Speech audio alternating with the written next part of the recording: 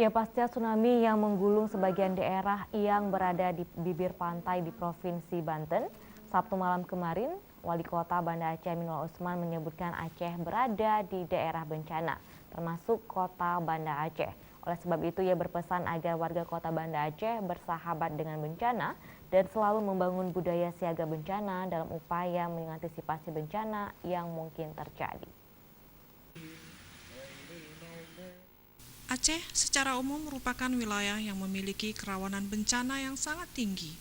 Gempa bumi, tsunami, banjir bandang, longsor, dan konflik sosial merupakan ancaman bencana yang pernah terjadi dan masih menjadi ancaman untuk waktu-waktu mendatang.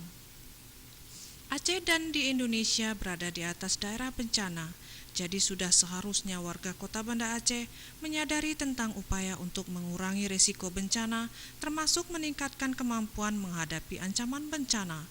Wali Kota Banda Aceh Aminullah Usman mengungkapkan tsunami yang terjadi di wilayah Banten dan sebagian kawasan Lampung bukan dipicu dari gempa atau adanya patahan kerak bumi, sehingga masyarakat tidak mengetahui tanda-tanda akan adanya tsunami di daerah tersebut.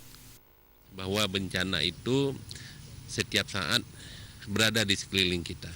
Allah tidak memberitahukan kepada kita kapan saja. Coba lihat di Karanganyar juga baru terjadi yang biasanya tsunami itu karena gempa, tetapi itu tsunami ternyata tidak ada gempa.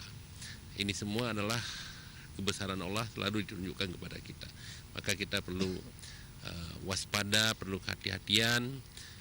Tidak hanya kita, tetapi seluruh warga.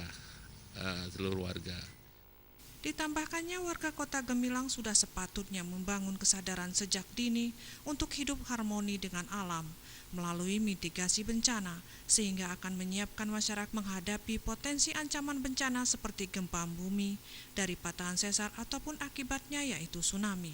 Tim Liputan Aceh TV.